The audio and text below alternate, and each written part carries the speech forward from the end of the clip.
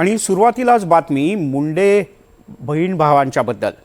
मुंडे बहीण भाऊ गेल्या काही दिवसात अधिकाधिक जवळ येऊ लागलेत। त्यांच्यातला दुरावा हा जवळपास संपुष्टात आलाय। साडी आणि शर्टाच्या खरेदीनंतर आता मतदारसंघ किंवा जिल्हा तालुका यांचीही कामाकरता विभागणी झाली की काय असा प्रश्न पडतोय।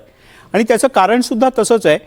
परळी हे धनंजय मुंडे यांच्याकडे तर लोहा हे पंकजा मुंडे यांच्याकडे गेलं की काय, कारण स्वतः पंकजा मुंडे यांनीच असं म्हटलं की आता परळी मी धनुभाऊला देऊन टाकलं।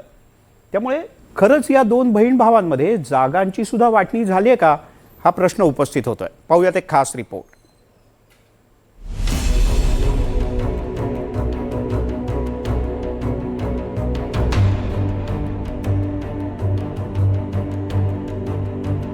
बीड मधल्या परळीत धनंजय मुंडे आणि पंकजा मुंडेंनी साडी खरेदी केली। भावानं बहिणीला साडी घेऊन दिली। एखाद्या सणावाराला आम्ही लग्नाच्या बस्ता बांधायला सुद्धा आम्ही म्हणायचं धनुभाऊला घेऊन जा, त्याची टेस्ट चांगली आहे। तर त्यांनी माझ्यासाठी साड्या सिलेक्ट केल्या आणि भाऊ असल्यामुळे मी बिंदास घेतलेत। आता काय बिल आलंय ते आले, आय डोंट केअर। आता भावाला पण शोभणारं बिल आलं पाहिजे ना। क्रिकेट खेळायला गेलं तर खेळ उद्घाटन झालं तर मी ताई उद्घाटक होत्या। माझ्या बहिणीसाठी मी साड्या घेऊन या ताईनं उद्घाटन केलं।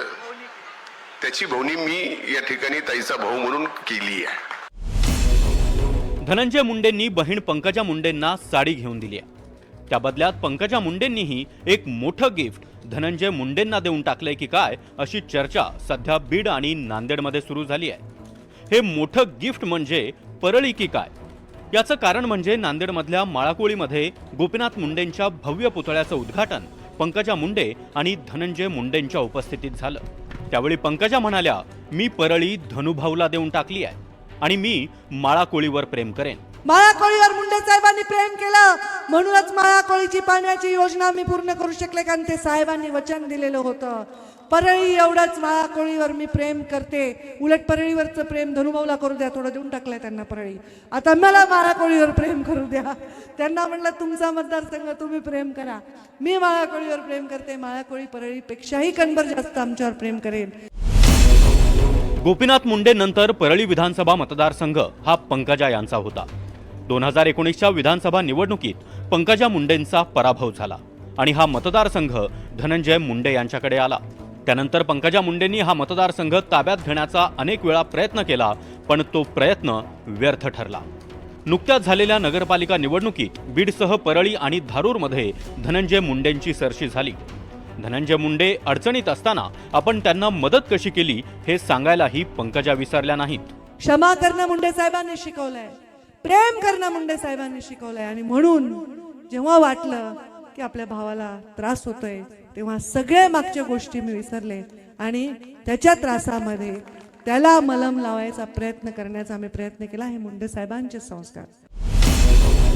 आता परळी चक्क धनंजय मुंडेंनाच देऊन टाकल्याचं वक्तव्य पंकजा मुंडे यांनी केलंय। त्याचवेळी माळाकोळीवर जास्त प्रेम करू द्या असं म्हणत पंकजांनी नांदेडमधल्या लोह्यामधून निवडणूक लढवण्याचे संकेतच दिले।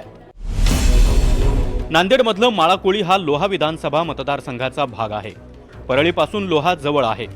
या मतदारसंघावर अनेक वर्ष शेतकरी कामगार पक्षाचे दिवंगत नेते केशवराव धोंडगेंचं वर्चस्व होतं। लोहा हा मराठा बहुल मतदारसंघ आहे। या मतदारसंघात 60% मराठा, 25% ओबीसी, 12% मुस्लिम आणि 3% इतर असं जातीय समीकरण आहे।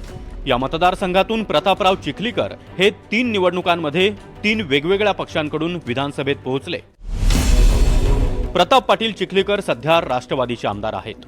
पंकजा मुंडे लोह्यातून लढणार असतील तर स्वागतच आहे अशी प्रतिक्रिया चिखलीकरांनी दिली आहे। गोपीनाथराव मुंडे साहेबापासून पंकजाताई असतील का धनुभाऊ असतील यांचं प्रेम हे माळाकोळीवर आहेच।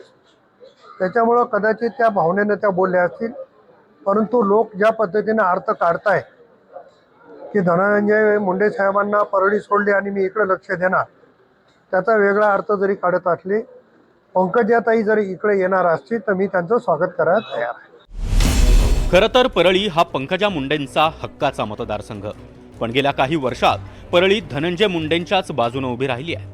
लोकसभा निवडणुकीवेळी पंकजा मुंडेंना जरांगेंच्या मराठा आंदोलनाचा चांगलाच फटका बसला होता। अशावेळी मराठा बहुल मतदारसंघ असलेला लोहा ही पंकजा मुंडेंसाठी मोठी रिस्क ठरू शकते. ती रिस्क पंकजा घेणार का हे पुढच्या काही काळातच कळणार आहे. योगेश लाटकर, NDTV मराठी, नांदेड.